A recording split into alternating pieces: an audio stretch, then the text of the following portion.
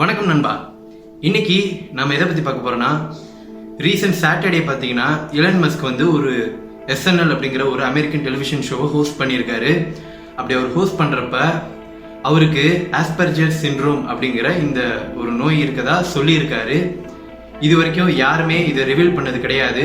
First டைமாக இவர் வந்து ஒரு பப்ளிக்கான டிவி ஷோவில் வந்து இதை ரிவீல் பண்ணியிருக்காரு. இதனால தான் அவர் போடுற ஒவ்வொரு போஸ்ட்டும், அவர் பேசுகிற ஒவ்வொரு வார்த்தையும் சர்ச்சைக்குள்ளாகுது. அது மட்டும் இல்லாமல் மக்களிடையே இரிட்டேஷனுக்கு கிளப்புது அப்படின்னு அவர் சொல்கிறாரு. இது வந்து என்னோட தப்பு கிடையாது, இந்த மாதிரி தான் என்னோட மூளை வேலை செய்யுது அப்படின்னு எலன் மஸ்க் சொல்லியிருக்காரு. ஸோ இந்த அளவுக்கு அவரை பாதிக்குதுன்னா இது என்ன ஒரு டிசீஸ்ன்னு நம்ம பார்த்துருவோமா? ஸோ அதாங்க இன்னைக்கு வந்து நம்ம ஆஸ்பெர்ஜர் சிண்ட்ரோம் அப்படிங்கிற இந்த டிசீஸ்ன்னு சொல்கிறத விட இது வந்து டிசார்டர். இது எதனால வருது, இது வர்றதுனால என்னென்ன நடக்கும் உடல் லெவலில் அப்படிங்கிறத இன்னைக்கு நம்ம வீடியோவில் பார்க்க போகிறோம். ஸோ வாங்க வீடியோக்குள்ளே போகலாம். What is Asperger syndrome? AS அப்படிங்கிறது பார்த்தீங்கன்னா ஒரு வகையான ஆட்டிசம் ஸ்பெக்ட்ரம் டிசார்டர் அப்படின்னு சொல்கிறாங்க. இது வந்து ஆட்டிசம் ரிலேட்டட் ஒரு சிண்ட்ரோம் தான். இது யார் யாருக்கு இருக்குன்னு பார்த்தீங்கன்னா, உண்மையாலுமே ஆட்டிசம் வர்றவங்களுக்கு முன்னாடி இருக்கக்கூடிய ஒரு மைல்டான ஒரு சிம்டம் தான் இதை AS ஆஸ்பெர்ஜர் சிண்ட்ரோம் அப்படின்னு சொல்கிறாங்க. இவங்க பார்த்தீங்கன்னா இந்த ஆட்டிசம் வந்த குழந்தைகள் இவங்களாம் இருப்பாங்களா, அவங்கள மாதிரி கிடையாது. அவங்களாம் பார்த்தீங்கன்னா பிறந்தோடனே அவங்க ஒரு லாங்குவேஜையோ இல்லை மித்தவங்களோட கம்யூனிகேஷன் பண்ணுறதையோ இல்லை வேற எந்த காக்னேட்டிவ் ஸ்கில்ஸை வளர்த்துக்கிறதா இருந்தாலுமே அவங்களுக்கு வந்து ரொம்ப இடைஞ்சலாக இருக்கும். அவங்களால ஈஸியாக கற்றுக்க முடியாது, ரொம்ப லேட் ஆகும். ஆனால் இவங்களுக்கு அப்படி இல்லை, இவங்க வேற கேட்டகரியில் சேருவாங்க. என்னன்னா ஹை ஃபங்க்ஷனிங் கேட்டகரி. இந்த மாதிரி இருக்கவங்க அதான் ஹை ஃபங்க்ஷனிங் ஆட்டிசம். இந்த மாதிரி இருக்கிறவங்க அவங்க எது பண்ணாலுமே பயங்கர ஃபோக்கஸ்டாக இருப்பாங்க, கான்சென்ட்ரேஷனோட பண்ணுவாங்க. அவங்கள அந்த விஷயத்துலேருந்து மாற்றி வேற எதுக்கு கொண்டு போகிறது பார்த்தீங்கன்னா ரொம்ப கஷ்டம்.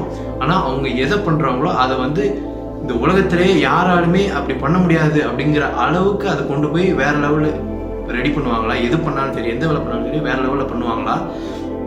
இதோட பாதிப்புகள் வந்து நிறைய இருக்கு. இருந்தாலுமே இது எப்படி எப்படி உருவாகுது பார்த்தீங்கன்னா, இது வந்து one of the neurological disorder அப்படி சொல்லுவாங்க. நரம்பு சம்பந்தமாக வரக்கூடிய ஒரு டிசார்டர். இது வந்து எங்கே வருதுன்னு பார்த்தீங்கன்னா, பிரெயினில் நடக்கக்கூடிய சில மாற்றங்கள்னால தான் இந்த ஒரு டிசார்டர் வருதுன்னு சொல்கிறாங்க. இது வந்து சயின்டிஃபிக்கலி என்ன சொல்கிறாங்கன்னா, சயின்டிஸ்ட் வந்து இது வந்து ஜெனட்டிக்காக வந்துகிட்டு இருக்கு அப்படின்னு சொல்கிறாங்க. சில பேர் பார்த்தீங்கன்னா அதை மறுத்து இல்லை, இது வந்து சுற்றி இருக்க என்விரான்மெண்டல் டாக்ஸின்ஸ்னால தான் வருது. அப்படி என்விரான்மெண்டல் டாக்ஸின்ஸ்னால் என்னென்னா கெமிக்கல்ஸு, வைரஸஸ் இந்த மாதிரி வந்து நம்ம உடலுக்குள்ளே போகிறப்ப அது வந்து நம்ம மூளையோட ஒரு பகுதியை வந்து பாதிச்சிருது. அப்படி பாதிக்கிறப்ப சில மாற்றங்கள் ஏற்பட்டு நம்மளோட திங்கிங் எபிலிட்டியில் பார்த்தீங்கன்னா வேற மாதிரி மாற்றத்தை கொண்டு வந்துடுது. அதுதான் இந்த AS சிண்ட்ரோம்கான பாதிப்பை வந்து உருவாக்குது அப்படின்னு சொல்லியிருக்காங்க. ஸோ இந்த ஆஸ்பெர்ஜர் சிண்ட்ரோமோட சிம்டம்ஸ் என்னென்னு வாங்க பார்க்கலாம். ஃபர்ஸ்ட் சிம்டம் வந்து என்னன்னு பார்த்தீங்கன்னா, லேக் ஆஃப் சோஷியல் இன்ட்ராக்ஷன். எப்போவுமே பார்த்தீங்கன்னா நம்மளாம் ஃப்ரெண்ட்ஸ் வந்து பேசுனாங்கன்னு நல்லா பேசுவோம், ஈஸியாக யாரோட மிக்ஸ்அப் ஆயிடுவோம். இந்த மாதிரி இருக்கிறப்ப இந்த மாதிரி சிண்ட்ரோம் இருக்கிறவங்க பார்த்தீங்கன்னா யாரோடையுமே ஜெல் ஆக மாட்டாங்க, தனியாகவே இருப்பாங்க. அதாவது ரிசர்வ்டு கேட்டகரின்னு சொல்லலாம். இவங்களெல்லாம் ரிசர்வ்டுன்னு சொல்கிறதோட ஓவர் ரிசர்வ்டு. இவங்களுக்கு வந்து மித்தவங்களோட பேசுறதே பிடிக்காது, இரிட்டேட் ஆகும். அவங்க தனியாக இருக்கிறப்ப தான் அவங்க வந்து ஹாப்பியாக இருப்பாங்க. ஸோ இந்த மாதிரி இருக்கிறதுனால இவங்க டிப்ரெஷனில் பாதிப்படைவாங்க. இவங்க வந்து சூசைடல் தாட் வரும். அப்படிலாம் நீங்கள் நினச்சிடாதீங்க. இல்லை, இவங்க வந்து அதை வேற விதமாக கன்சர்வேட்டிவாக மாற்றி இவங்க வந்து ஒரு விஷயத்தில் இறங்குவாங்க. அது டிராயிங்காக இருக்கலாம், என்ன வேணாலும் இருக்கலாம், இன்னோவேட்டிவாக திங்க் பண்ணுறதா இருக்கலாம். அந்த விஷயத்தில் அவங்க ஓவர் ஃபோக்கஸ்டாக இருப்பாங்க. அதனால அவங்களுக்கு இந்த மாதிரி தாட்டெல்லாம் வராது அப்படின்னு வந்து சைக்கியாட்ரிஸ்ட்லாம் சொல்கிறாங்க. ஸோ இந்த மாதிரி ஓவர் ஃபோக்கஸ்டாக இருக்கிறதுனால பல நன்மைகள் இருக்குது. அவங்க வந்து வேறு எதை பற்றியும் கவலைப்பட மாட்டாங்க. அவங்க எந்த வேலை பார்க்குறாங்களோ அதில் வந்து அவங்க ஃபுல் கான்சென்ட்ரேஷனோட வேலை பார்ப்பாங்க. இது வந்து அவங்க ஸ்கூலில் படிக்கிறதா இந்த மாதிரி இருக்கிறவங்களாம் ஸ்கூலுக்கு போக முடியாது அப்படிலாம் நிறைய பேர் நினைப்பாங்க. ஆட்டிசம் மாதிரி ரிலேட்டடாக இருக்க டிசார்டர் இருக்கவங்களாம் ஸ்கூலுக்கு போக முடியாதுன்னு சொல்லுவாங்க. ஆனால் இவங்களாம் ஸ்கூலுக்கு போகலாம், ஜாபும் வாங்க முடியும், வேலை பார்க்கவும் முடியும். ஆனால் ஹை எஃபிஷியண்ட்டாக பண்ணுவாங்க எல்லாத்தையுமே. ஆனால் என்ன ஒரே ஒரு இதுன்னு பார்த்தீங்கன்னா, சோஷியல் ஸ்கில்ஸ் வந்து ரொம்ப கம்மியாக இருக்கும். மற்றவங்களோட ஈஸியாக பேச முடியாது. இந்த மாதிரி ஏதாவது ஒரு குரூப் டிஸ்கஷன் இதெல்லாம் நடக்குதுன்னா அவங்க மட்டும் தனியாக ஒரு இதில் தெரிவாங்க. அவங்கள வந்து ஒரு வியர்டாக பார்ப்பாங்க மற்றவங்களாம், அந்த மாதிரி இருக்கும். இது வந்து அவங்கள ரொம்ப பாதிப்புக்கு உள்ளாக்கும் அப்படின்னு தான் சொல்கிறாங்க. ஆனால் டிப்ரெஷன் அளவுக்கு போகாது. நான் தான் சொன்னேன், அவங்க வந்து வேறு ஏதாவது அவங்க வேலையை பார்த்துட்டு போயிடுவாங்க.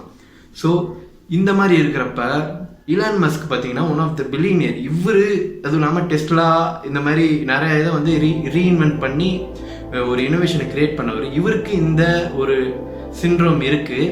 மேபி இது இருக்கனால தான் என்னவோ அவர் இந்த அளவுக்கு எஃபிஷியண்ட்டாக வேலை பார்க்க முடியுதா அப்படிங்கிறது ஒரு கேள்விக்குறியாக இப்போ வச்சுருக்காங்க. நாம் நம்ம வந்து ஒரு பேசிக்காக ஒருத்தர் சக்ஸஸ் ஆகிருக்காங்கன்னா அவங்களோட டிப்ஸ் எல்லாம் தெரிஞ்சுப்போம் இல்லையா. நம்ம இலான் மஸ்கோட இன்டர்வியூ பார்த்தீங்கன்னா நிறைய சொல்லியிருப்பாரு, இந்த மாதிரி வேலை பார்க்கணும். நான்லாம் 20 மணி நேரம் வேலை பார்த்துருக்கேன், 22 மணி நேரம் வேலை பார்த்துருக்கேன், வேலை பார்த்துட்டு ஆஃபீஸ்லேயே படுத்து தூங்கியிருக்கேன் அங்கேயே டயர்டாகி. அந்த அளவுக்கு நான் எஃபிஷியண்ட்டாக வேலை பார்ப்பேன், கடுமையாக வேலை பார்க்கணும்னு நம்மள்ட்டையும் சொல்லியிருக்காரு.